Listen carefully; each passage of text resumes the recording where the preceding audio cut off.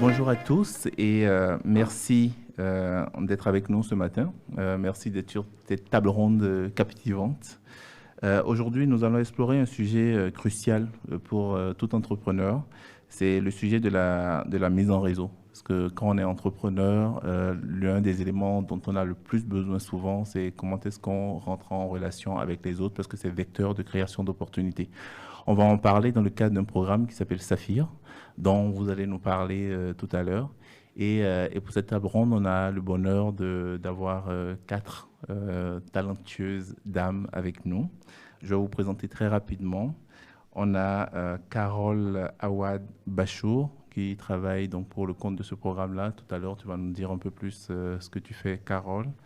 On a Ibtissem Kerjani, qui travaille aussi dans le cadre de Saphir, qui travaille aussi pour le Labes. Tu auras l'occasion de nous donner plus de précisions tout à l'heure. On a aussi Rim El Katabi, j'ai bien prononcé. Merci d'être avec nous, Rim. Et on a enfin Ahem Gerabi, j'ai bien prononcé. Parfaitement. Super. Merci d'être avec nous. Je vais tout de suite vous donner la parole parce que c'est vous qu'on a envie d'écouter. Vous allez nous parler du Saphir et nous présenter aussi un document que vous avez élaboré dans le cadre de ce programme-là, qui est le guide. Donc, très rapidement, vous nous dites c'est quoi finalement le programme Saphir. Et ensuite, on va laisser la parole aux trois autres intervenants de se présenter. Et enfin, on va parler un peu plus du guide. Merci, bonjour Christian, bonjour à tous.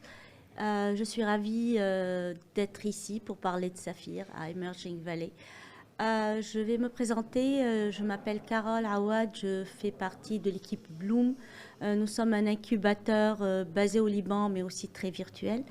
Je suis en charge du projet Saphir. Saphir est un projet de grande envergure, à multifacettes, multivolets. Nous avons le volet des organisations civiles, nous avons le volet des universités et nous avons aussi le volet Innov, celui qui est en charge de tout ce qui est entrepreneuriat social dans la région. Le projet Saphir est un projet qui est financé par la communauté européenne sous le lead d'un grand consortium avec l'Institut français en tête. Pour revenir à ce projet, durant ces 4 dernières années, ça a été un bouquet d'expériences. Un bouquet d'expériences parce que c'est un projet qui a impacté plus de 1000 jeunes. Nous avons incubé à peu près 90 projets innovants, financé et accéléré 40. Et c'est un projet à multifacettes, multi-énergie, transversale, verticale, sphérique, d'une richesse exceptionnelle. Et nous avons recherché par le guide, le référentiel de qualité, à non seulement partager l'expérience, mais aussi permettre à d'autres acteurs de profiter de tout ce qui a été acquis durant ce projet-là. Okay. Voilà. Ok, merci beaucoup. Vous allez nous parler tout à l'heure du guide, du référentiel. Mais avant, Ibtissem, est-ce que vous pouvez nous parler un peu de vous et justement de votre rôle dans Saphir? Oui. Oui, merci beaucoup Christian. Bonjour à toutes et à tous. Merci à l'Institut français de nous donner cette opportunité encore une fois, de participer à Emerging Valley et de représenter Saphir parce qu'aujourd'hui, je représente le Labes, le consortium, mais également le réseau Saphir. Pour vous donner une idée, sur le réseau Saphir, il est sur 7 pays de la région Afrique du Nord et du Moyen-Orient. On compte parmi ce réseau 7 structures d'accompagnement à l'entrepreneuriat innovant, type incubateur, 18 universités, également 20 organisations de la société civile et 1000 jeunes qui ont été accompagnés. Moi, c'est Ibtissem Kerjani, je suis responsable de projet au sein du Labes. Le Labes est une structure d'accompagnement des acteurs et actrices de l'entrepreneuriat social et solidaire basée à Tunis et membre du groupe Pulse en France. Et notre rôle dans le cadre du projet Saphir, donc on est membre du consortium et avec nos collègues du consortium, nous avons accompagné dans le cadre d'un volet parmi les 3 volets du projet, le réseau des incubateurs en matière de renforcement de capacité, mais également la structuration de leur méthodologie et conception de leur programme d'incubation. Ok. Merci. Merci beaucoup, Ibtissem. On va donner la parole à Halem, Oui. lauréate de Saphir. Parlons de ton projet. Absolument. Alors moi, je suis fondatrice de Zehara, qui est une entreprise sociale dans le tourisme en Algérie. Donc notre objectif, en fait, c'est de contribuer à un tourisme solidaire et éco-responsable en Algérie.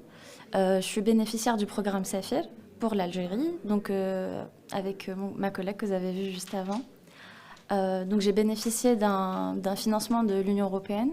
J'ai aussi bénéficié d'un accompagnement, donc 6 mois d'incubation et 6 mois d'accélération dans l'incubateur Axe, spécialisé en entrepreneuriat social.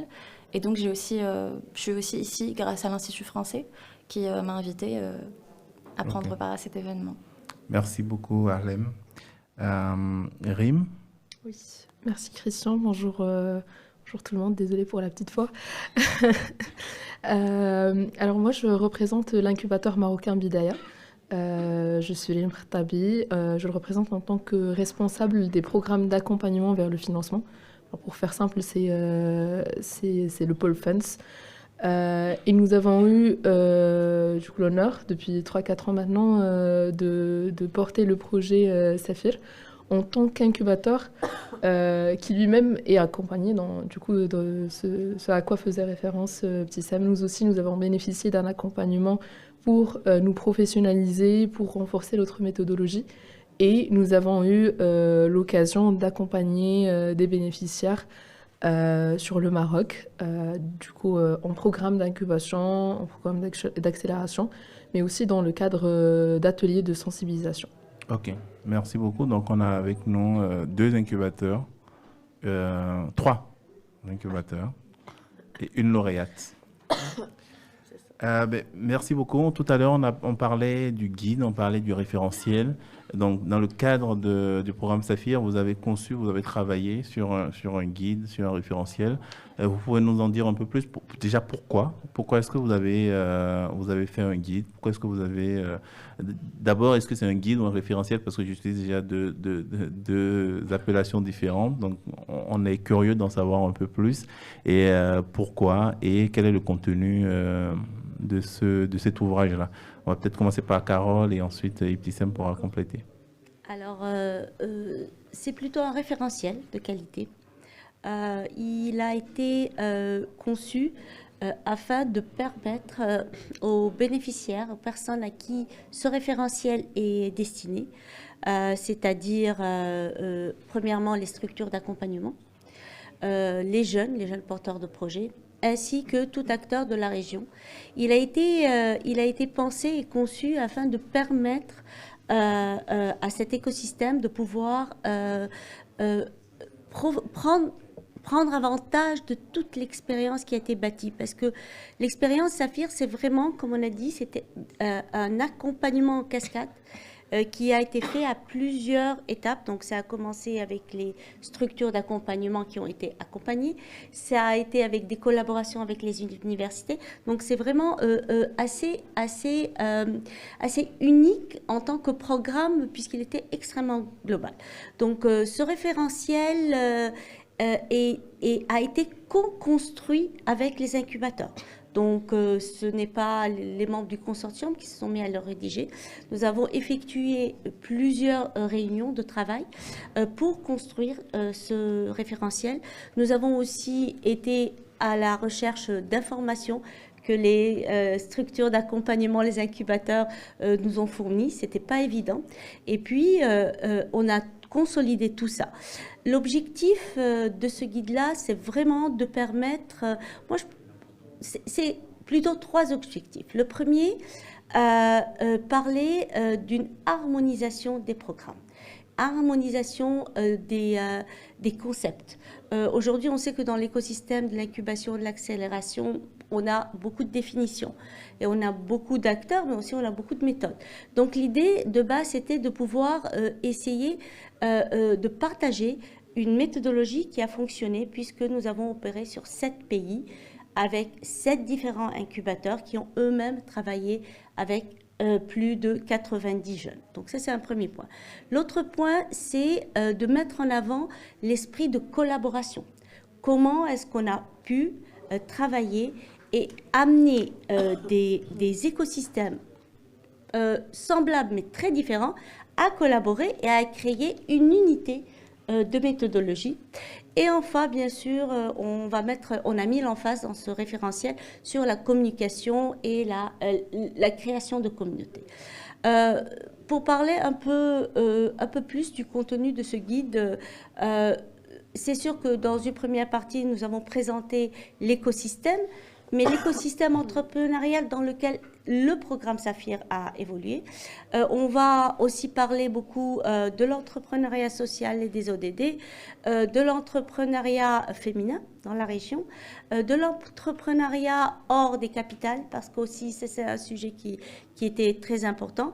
Il y a une partie où on va présenter le contexte légal et paralégal qui n'était pas du tout le même, qui varie vraiment d'un pays à l'autre. Et enfin, après ça, il y aura la partie vraiment de l'accompagnement. Ce que je parlais, c'est qu'aujourd'hui, dans l'accompagnement, il a été fait, premièrement au niveau des structures d'accompagnement, des incubateurs, avec une méthodologie et un cadre d'accompagnement qui lui-même a été redécliné au niveau des entrepreneurs pour l'incubation et pour l'accélération. Et ça, c'est quelque chose qui est extrêmement intéressant. Ok. Justement, par rapport au guide, au référentiel, par rapport à ce référentiel-là, donc si je comprends bien, parce que moi je me mets dans la peau de ceux qui nous écoutent, hein, si je comprends bien, la cible, c'est les structures d'accompagnement, c'est ça, principalement, uniquement? Non. Il y a les structures d'accompagnement, mais aussi les jeunes porteurs de projets qui auront vraiment un panorama des acteurs et vraiment d'exemples d'accompagnement qui ont réussi à avoir vraiment des objectifs, à atteindre les objectifs. Donc on a les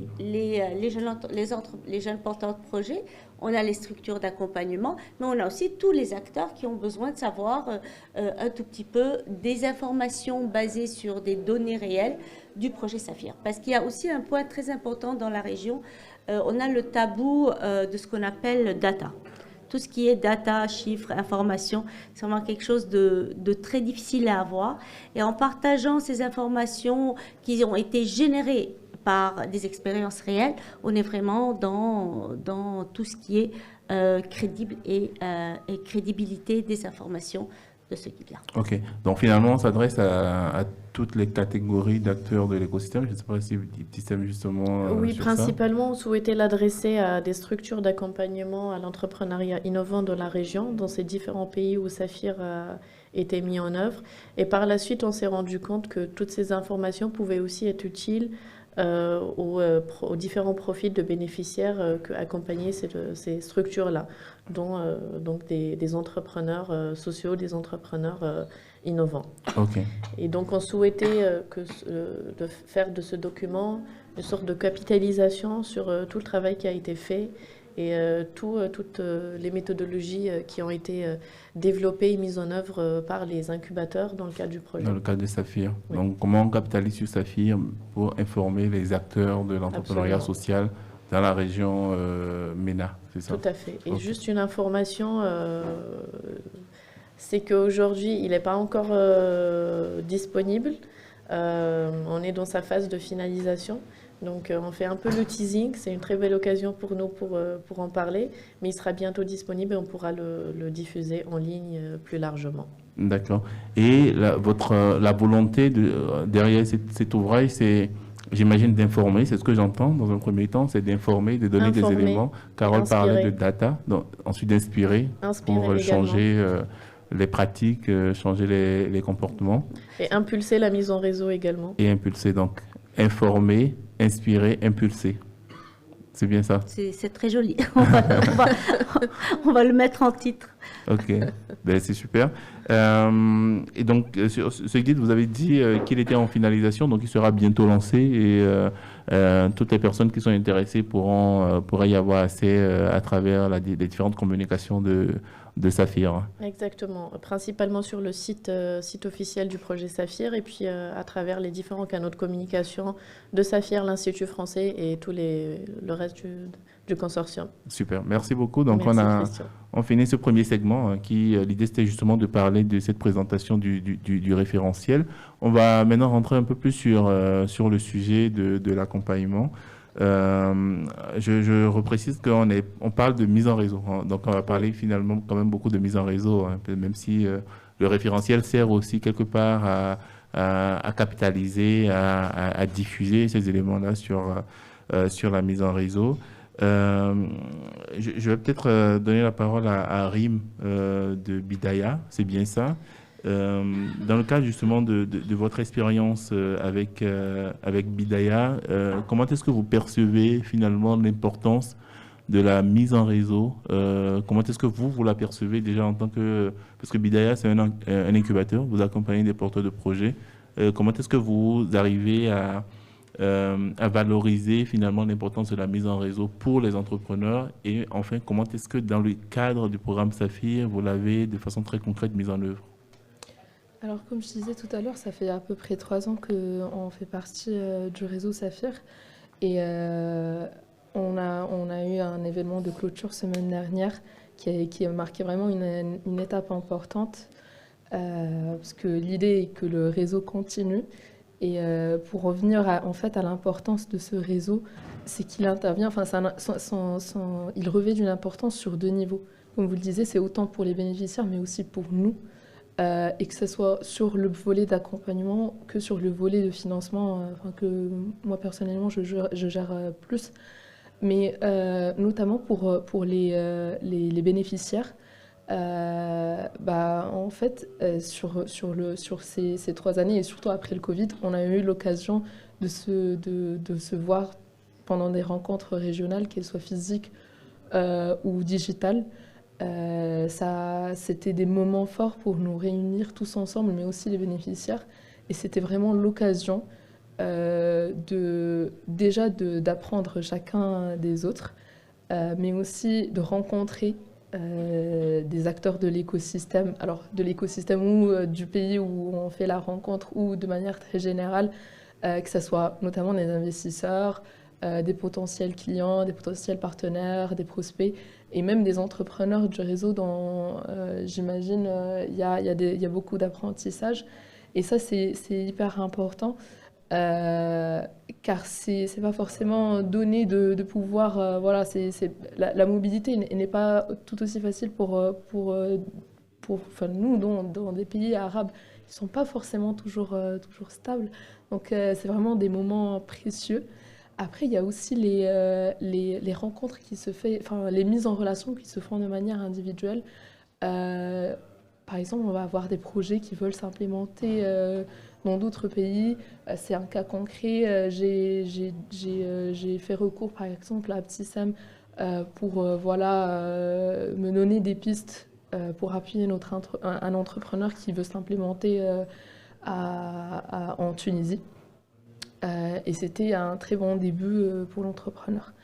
On va aussi avoir des facilitations d'accès au financement.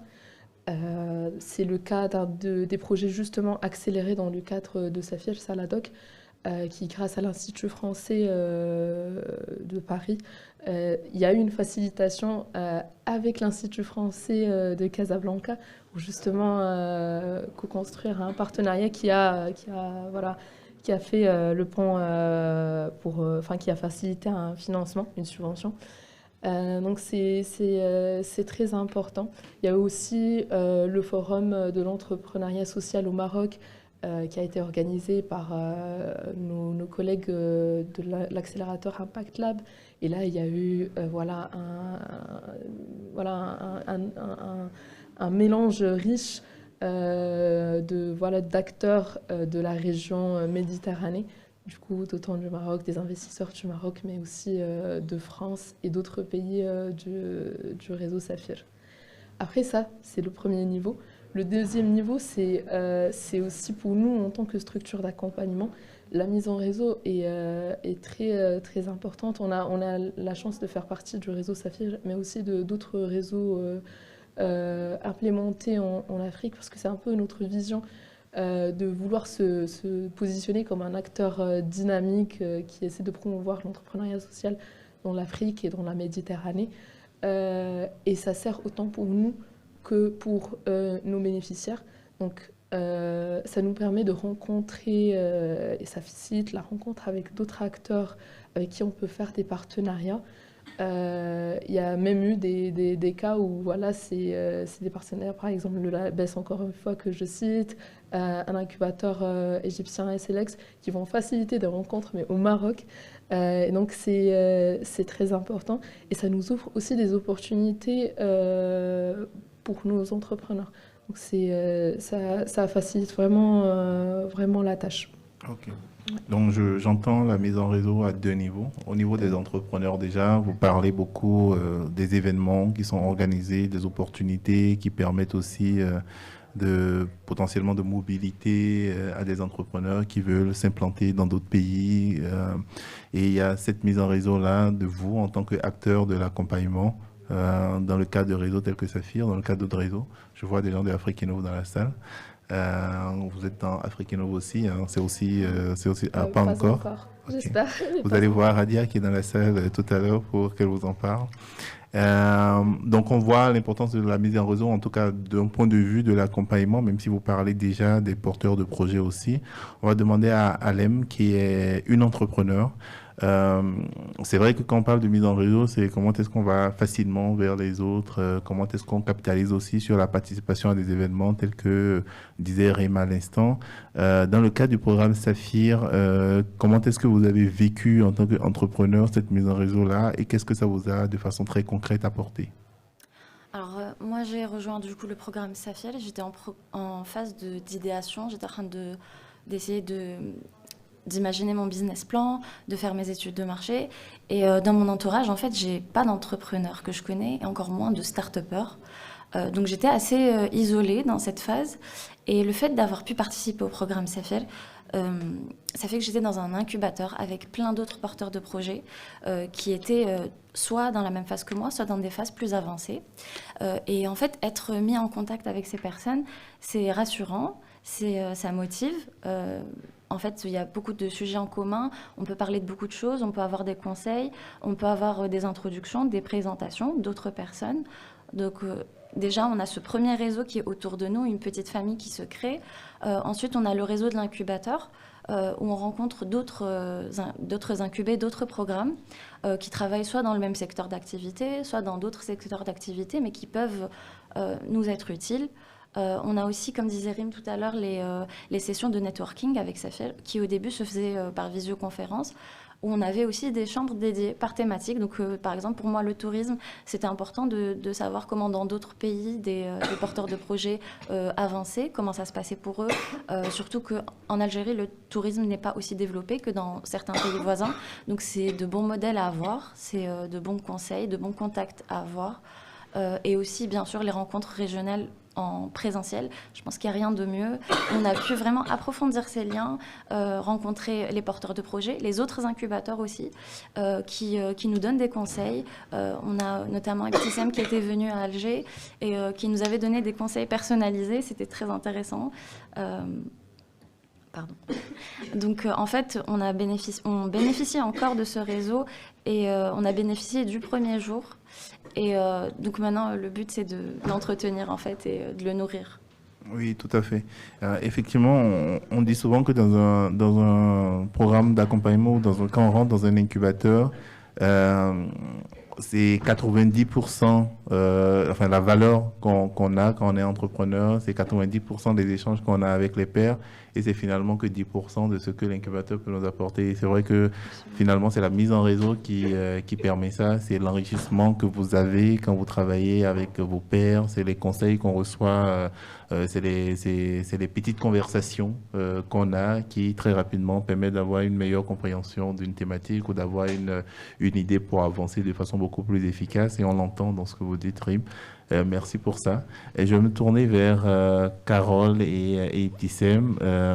Dans le cadre de Saphir, justement, c'est vrai qu'on entend mise en réseau, il y a un certain nombre d'incubateurs. Vous avez parlé de 7 structures d'accompagnement Oui, tout à fait. dans les différents pays. Donc, il y a un réseau déjà de ces structures-là. Rim parlait aussi tout à l'heure de... Non, pas Rim, Alem, Oui. pardon.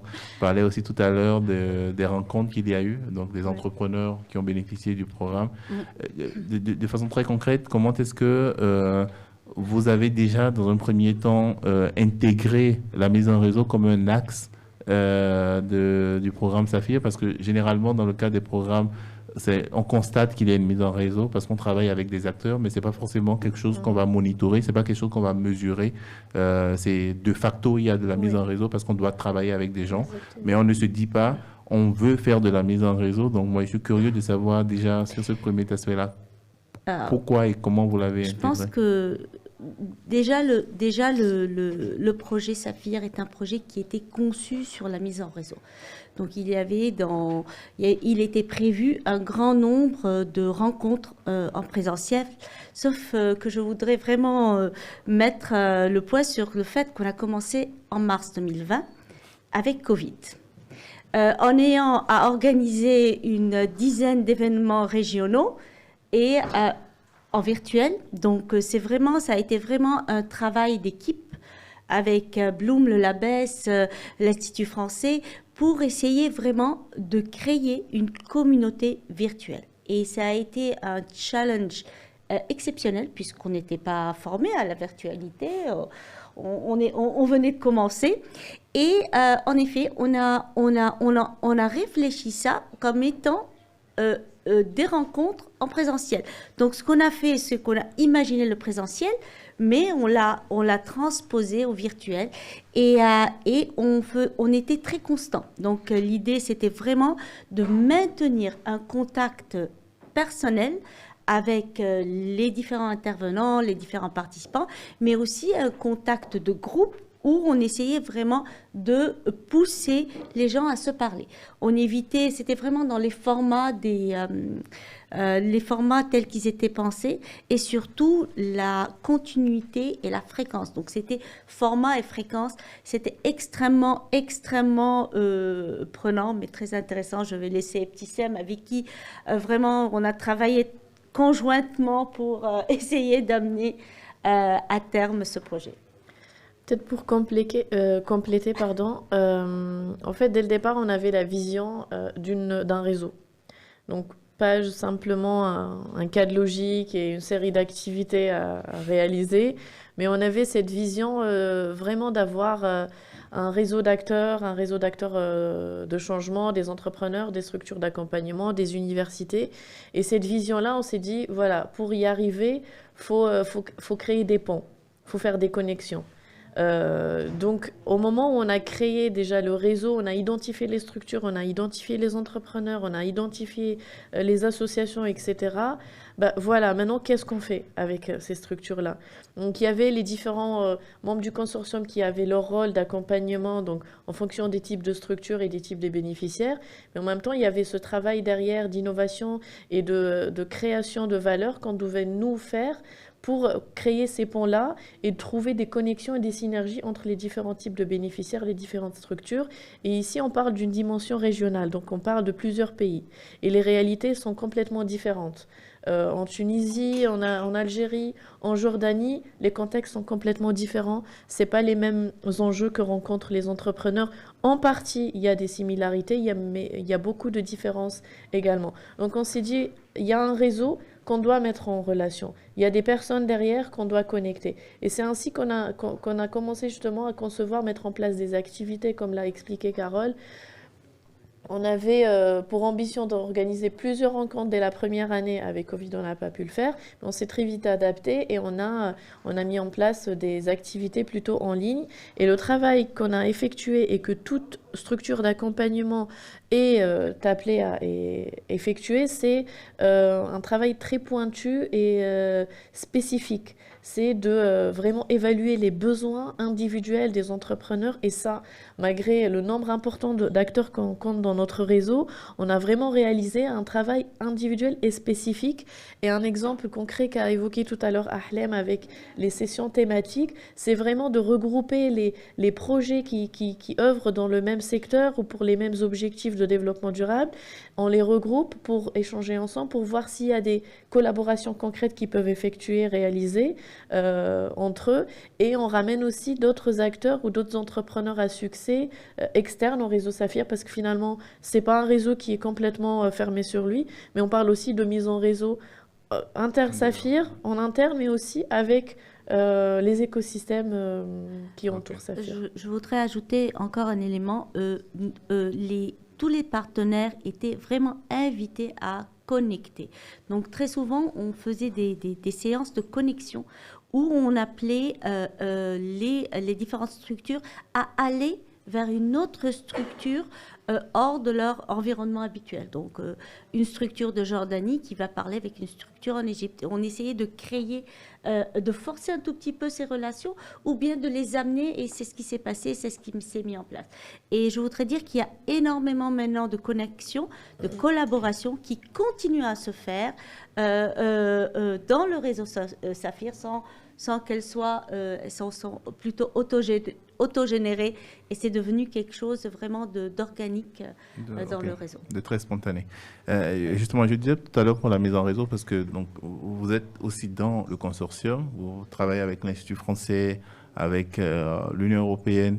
Moi, peut-être aussi pour ceux qui vont nous écouter, comment vous arrivez à mesurer la mise en réseau? Est-ce que, par exemple, vous monitorez, vous comptez, vous comptabilisez le nombre d'interactions que chacun des entrepreneurs a eu? Est-ce que vous comptabilisez, par exemple, chaque fois qu'il y a un événement que les gens se sont rencontrés, est-ce que il y a un suivi de une fois qu'il y a eu cette rencontre-là, qu'est-ce que ça a généré potentiellement en termes de collaboration? Donc, comment est-ce que ça se traduit en termes d'indicateurs mesurables? Parce que oui, on peut dire, on a fait un événement, on a mis en réseau, on a connecté des gens, on a des gens qui se parlent, c'est super. Mais comment est-ce qu'on s'assure que on a créé de la valeur, on a généré de la valeur par cette mise en réseau-là?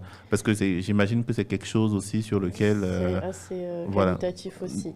Donc, je vais répondre peut-être en premier, ensuite laisser Carole si elle a... je vais répondre d'abord en tant qu'incubateur, déjà, l'ABS, et puis ça se transpose aussi par rapport dans le cas de Saphir.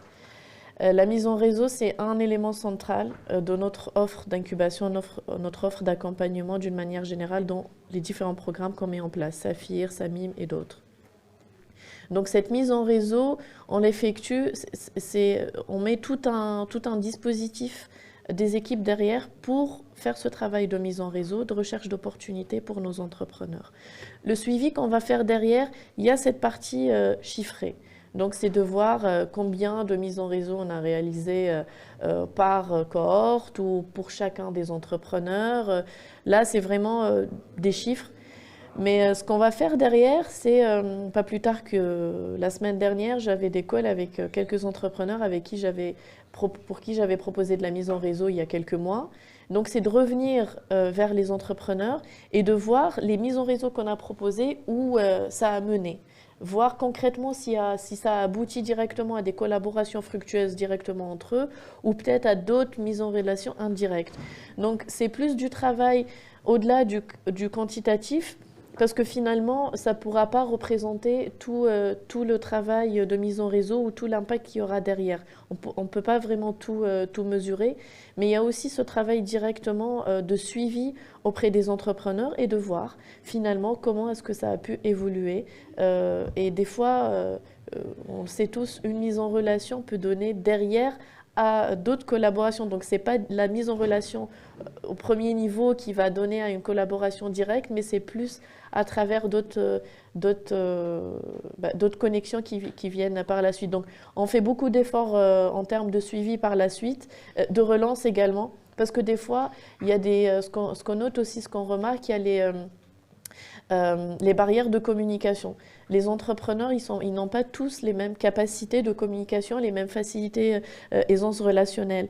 Donc pour certains, quand on fait une première mise en relation, ça va très vite prendre et voilà, directement, on va voir que ça a pris et il est complètement autonome et il gère cette relation. Pour d'autres, il a besoin encore d'appui, donc on va continuer à relancer ou peut-être à appuyer dans cette mise en relation. Donc on fait le suivi quantitatif, mais plus qualitatif derrière en accompagnant l'entrepreneur jusqu'à ce qu'il onboard. OK. Carole, oui. Oui, je voulais dire que le programme Saphir a des objectifs très précis en termes de réseau. C'est-à-dire, quand on met en relation un incubateur et une université, ils doivent se rencontrer 3 fois, 4 fois, faire des formations, partager. Donc, il y a quand même un certain nombre de prérequis, d'objectifs qui ont été réalisés. Je pense que votre question, Christian, est très importante parce qu'aujourd'hui, c'est le bas qui blesse dans tout l'écosystème entrepreneurial. C'est-à-dire mesurer les connexions directes, mais comment est-ce qu'on peut aller plus loin dans les connexions indirectes. Aujourd'hui, on peut prétendre qu'avec nos incubateurs, on a pu, durant ces 2 années, comptabiliser un certain nombre de connexions, mais après, ce qui se passe 1, 2 ans, 3 ans après, c'est impossible. Donc, pour reprendre un tout petit peu la réponse, aujourd'hui, on va aller plus vers la qualité d'un côté qualitatif et plutôt que d'un côté de réalisation. Quand nous avons des témoignages de nos jeunes qui disent qu'on a pu avoir un financement grâce à Saphir, ou même nous avons rencontré un professeur d'université, qui a dit j'ai eu mon travail grâce au réseau Saphir. J'ai rencontré quelqu'un des universités et j'ai été embauchée. Donc oui, il y a des chiffres concrets, mais ils sont bien en deçà de ce que vraiment le projet a créé. OK. Mais justement, cette mesure qualitative-là, vous la faites pendant combien de temps? Parce que, comme vous l'avez dit, on a les connexions de premier niveau, on a les connexions de deuxième niveau qui sont générées par ces premières connexions. On peut continuer, troisième, quatrième éventuellement. Parce qu'il y a une vraie difficulté finalement à savoir ou à mesurer que parce qu'on a créé un événement ou parce qu'on a mis en relation tel et tel acteur, les discussions qu'ils ont eues ont permis à ce que des entrepreneurs se rencontrent et potentiellement à ce qu'il y ait une opportunité économique de façon très concrète derrière. Et donc, c'est difficile de mesurer ça puisque ça voudrait dire demander à chacun des niveaux d'acteurs de faire remonter, OK, mais quand vous vous êtes rencontrés, à qui vous avez parlé et ensuite de quoi vous avez parlé, est-ce que vous êtes revus? Et donc, moi, je vois ça qui grossit et c'est de plus en plus compliqué parce qu'on est à des échelles différentes. Et c'est pour ça aussi que même si vous le mesurez qualitativement, vous le mesurez à quel niveau et pendant combien de temps? Parce que tout à l'heure, vous avez dit...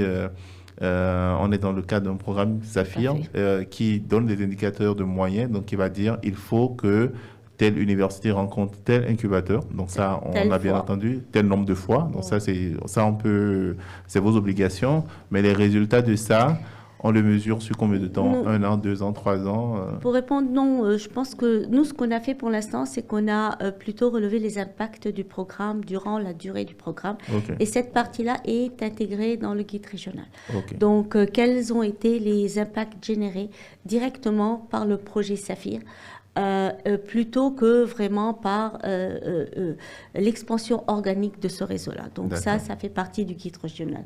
Je sais pas si tout à fait. Donc l'évaluation d'impact de toutes les activités au fait qu'on a proposées, on l'a réalisée et c'est sur la durée du projet. Et on aura pour ambition de pouvoir aussi par la suite faire une évaluation post-programme et voir ce que ces différents avantages qu'on a proposés ou les différentes formes d'appui ont pu donner comme impact. Voilà, okay. Exactement. Merci beaucoup. On a Alem avec nous, donc, qui a bénéficié du programme et qui nous a parlé tout à l'heure de sa start-up. Moi, j'ai bien envie que sur la base justement de ce qu'on vient d'entendre, que tu nous donnes des exemples très concrets de mise en réseau qu'il y a eu ou de relations que tu as eu à bâtir dans le cadre de Saphir et comment est-ce que ça t'a permis, au-delà de ce qu'on a reçu directement de Saphir, hein, on a entendu le financement dont tu as bénéficié, mais tout ça, c'est des éléments directement du programme. Est-ce que dans le cadre des différents événements qu'il y a eu ou dans le cadre justement des collaborations entre incubateurs, tu as eu des exemples très concrets de mise en réseau qui t'ont permis, dans le cadre de ton activité, d'avoir des réponses à des problématiques ou de développer des affaires de meilleure façon? Alors, j'ai deux exemples qui me viennent en tête. Le premier, c'est juste, en fait, les formateurs qu'on a pu rencontrer, et dont un en particulier, qui nous a aidés pour préparer nos sessions de pitch. Et que je me rappelle avoir contacté la veille d'un pitch que j'avais, parce que j'étais un peu stressée. Donc ça, c'était important, parce que ce pitch m'a permis d'accéder à un financement, à d'autres choses. Le deuxième exemple, c'est une personne qui est incubée avec moi aussi à Axe et qui m'a mis en relation, parce qu'en fait, avec Ziara, on met en relation les guides touristiques avec les voyageurs. Et donc, elle m'a donné un contact qu'elle avait avec un organisme public qui est en charge de la gestion de maisons d'hôtes dans la Casbah d'Alger, et que j'ai pu aller rencontrer. En fait, je ne pense pas que j'aurais pu en entendre parler, parce que leur communication n'est pas très efficace en ligne. Donc en fait, elle m'a donné le nom, je suis partie les chercher, je les ai trouvés, et c'est des collaborateurs potentiels avec lesquels j'ai échangé, et avec lesquels j'ai pu discuter de ce projet et de ce qu'on va faire. Et donc j'espère qu'il y aura des suites dans ça, mais voilà, c'est... Ok, donc il y a des débuts Absolument. mais peut-être pas Des encore, pistes. parce que moi je m'attendais à ce que tu me dises que ça a permis de signer un partenariat avec cette entreprise-là, mais pas encore. J'espère que bientôt ce sera le cas, mais en tout cas, ils veulent bien travailler avec nous, ils sont partants, donc peut-être que bientôt je vous dirai ça. De toute façon, vous allez continuer à monitorer ça? Oui, c'est ce que j'allais dire. On va faire le suivi, on te dira. Ok. Et je voudrais donner deux Oui, exemples aussi. bien sûr, tout à fait. Très en lien avec les exemples de Ahlem. Donc, un exemple entrepreneur et aussi un exemple niveau structure. Ok. Pour revenir aussi ce que disait tout à l'heure Rim sur les deux niveaux de mise en relation. Il y a aussi une mise en relation très intéressante qui s'est faite entre un entrepreneur tunisien hors Saphir et un entrepreneur Saphir en Algérie pour le projet EcoChar porté par Mouad. Avec BioHit, porté par Yassine Khalifi, d'ailleurs, qui a pitché pour Emerging Valley et qui remportera peut-être le prix tout à l'heure. C'est des projets qui offrent le même produit, en fait, sur pratiquement les mêmes marchés. Et on a estimé que la mise en relation pouvait être très intéressante. De fait, déjà que les profils, on a jugé qu'ils étaient assez compatibles. Donc, ils n'avaient pas cette approche de tu es mon concurrent, je ne partage pas avec toi. Et aujourd'hui, Yassine est pratiquement le mentor pour Mouad. Ils sont dans les énergies renouvelables, production de combustible à partir de grignons d'olive. Ça, c'est l'exemple au niveau des entrepreneurs. Un exemple au niveau des structures, c'est le projet SAMIM qu'on porte aujourd'hui au LABES, qui est financé par l'Agence française de développement. C'est un programme régional d'accompagnement d'organisation de la société civile pour des sociétés et communautés, pour des villes et des communautés durables. Et grâce à Saphir et à travers Saphir, on a noué une collaboration avec Bidaya qu'on connaissait déjà auparavant, mais surtout avec Jordan Youth Innovation Forum, qui sont avec nous dans le consortium et qu'on a connu à travers Saphir et dans le cadre de Saphir. Et donc pour eux, c'était une réelle opportunité d'intégrer le programme SAMIM. Et pour nous, pareil. Et c'était grâce à Saphir que j'ai rencontré Jordan Youth et que je les ai proposés à mes collègues qui ont travaillé sur l'écriture de SAMIM et qui est aujourd'hui mis en œuvre. Effectivement, très Si concret. tu, Oui, si tu Carole. permets, je donnais un autre exemple. Il y a l'incubateur libanais de l'USEC, AXI, qui lui a été en contact avec l'université libanaise. Et il a réussi à nouer un partenariat pour créer un espace d'innovation à l'université libanaise, qui est une université publique.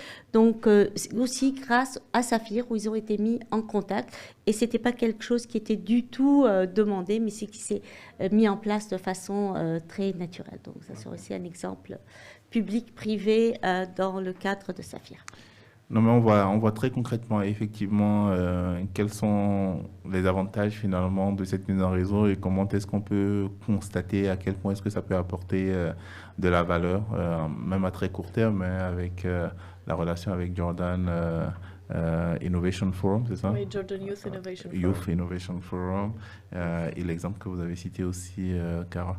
On va aborder la dernière partie de l'échange pour parler un peu plus finalement sur la base de vos expériences, de ce que vous percevez comme défi dans comment est-ce qu'on crée justement de la mise en réseau, quelles sont les difficultés que vous avez constatées et comment est-ce que vous pensez qu'on peut les adresser?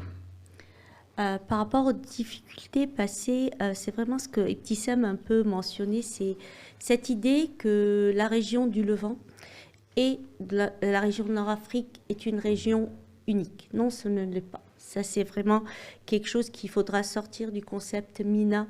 Il y a beaucoup de similarités, mais il y a beaucoup de différences. Donc ça, c'est quelque chose d'extrêmement important à reconnaître pour pouvoir bâtir un réseau. Par rapport au challenge qu'on a aussi, c'est, oublions le Covid, mais c'est le nombre de réunions en présentiel, parce que comme a été expliqué par Ahlam, avoir des réunions en présentiel génère 10 fois plus de résultats que le virtuel. Donc ça, c'est pour moi, c'était quelque chose de très important et qui est toujours très important.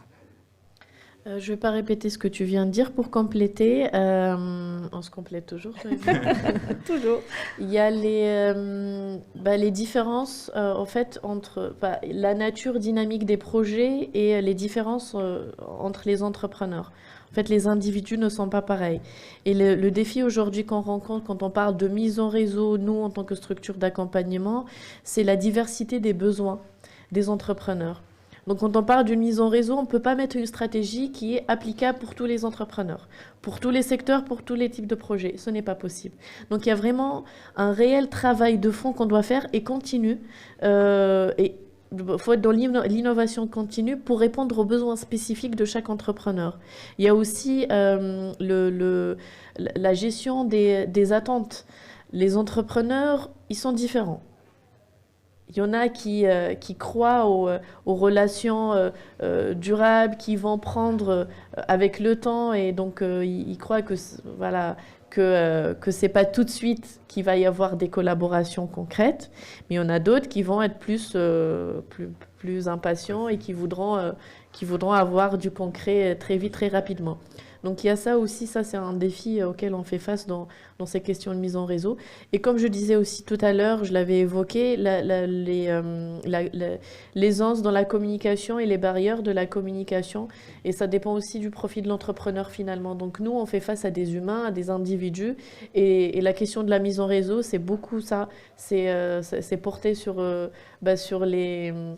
les caractères, les personnalités, voilà. Et donc un entrepreneur qui a tendance à aller vers les autres et à prendre aussi les opportunités, à les saisir qu'on leur propose, il sera plus performant et il saura mieux prendre les opportunités qui s'offriront à lui dans ça. Alem?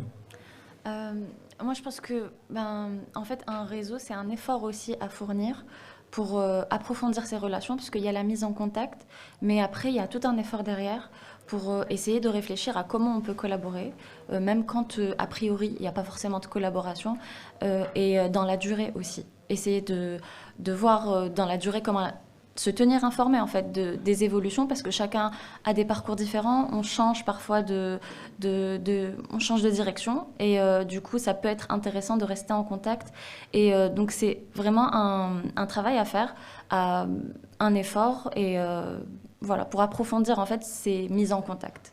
C'est un investissement. C'est ça, absolument. Ok.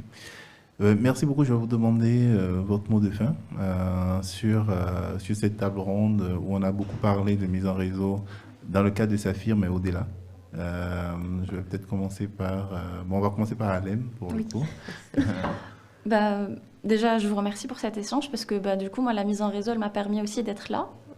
Elle m'a permis d'arriver ici, de rencontrer de nouvelles personnes, d'avoir aussi cette expérience, de pouvoir prendre la parole, de pouvoir donner mon opinion.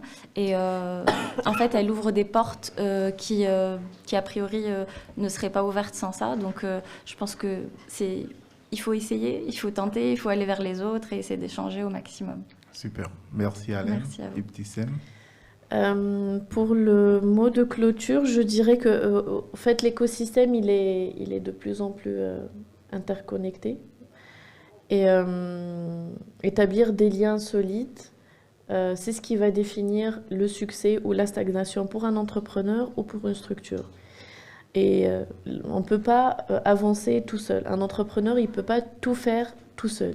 Il doit mobiliser des ressources, il doit se connecter au monde qui l'entoure et au réseau qui l'entoure. Donc, pour innover, créer, il faut aussi pouvoir et savoir partager et demander aussi de l'appui à son réseau, auprès de son Savoir réseau. demander, c'est important. Carole.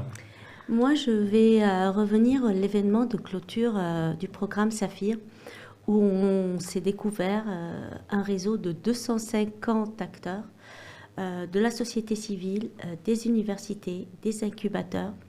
Un réseau qui n'attend que de se structurer et de se créer et de continuer. On a eu des échanges qui ont montré combien tous les membres de le réseau Saphir n'attendent que d'avoir une continuité pour augmenter cette synergie qui a été vraiment mise en place par ce programme et qu'on espère qu'on pourra un jour continuer à nourrir. Merci beaucoup. Moi, je note de nos échanges que finalement, la mise en réseau, c'est un investissement. C'est ce que disait Alem. Et cet investissement-là, c'est aussi comment est-ce que on gère le contact, parce que la mise en réseau va démarrer par un premier contact. Donc, c'est comment est-ce qu'on gère ce contact-là. On a des personnalités différentes. Il y a ceux qui sont beaucoup plus spontanés, d'autres qui sont beaucoup plus réservés. Mais à partir du moment où on sait que c'est un investissement, ça veut dire derrière qu'on a potentiellement un protocole, ça veut dire qu'on a une méthodologie. On nous apprend à pitcher en 1 minute, à savoir se présenter, à dire qui nous sommes, à dire très rapidement qu'est-ce que nous faisons, à demander à l'autre qu'est-ce qu'il fait, à essayer d'identifier des connexions entre ce que l'autre fait et ce qu'on fait. Donc, il y a la qualité de l'instant de ce contact-là. Il y a aussi la qualité du suivi, parce que généralement, dans les événements, on rencontre beaucoup de personnes, mais c'est aussi comment est-ce qu'on fait le follow-up, comment est-ce qu'on fait le suivi dans le temps, comment est-ce qu'on fait des relances, parce que c'est aussi de ça que potentiellement on va avoir des opportunités. Et c'est aussi comment est-ce qu'on transmet, c'est comment est-ce qu'on donne, c'est comment est-ce qu'on est dans une logique où on n'est pas forcément en train de voir qu'est-ce que l'autre va m'apporter, mais c'est aussi ce que moi, je peux apporter à l'autre. En tout cas, merci beaucoup pour ça. Merci pour Saphir. Merci pour ce que vous faites dans le cadre de vos structures respectives, et merci pour les projets que vous portez. Merci. Merci à vous. Merci. Merci beaucoup. C'est fini. Oui, on va faire une photo.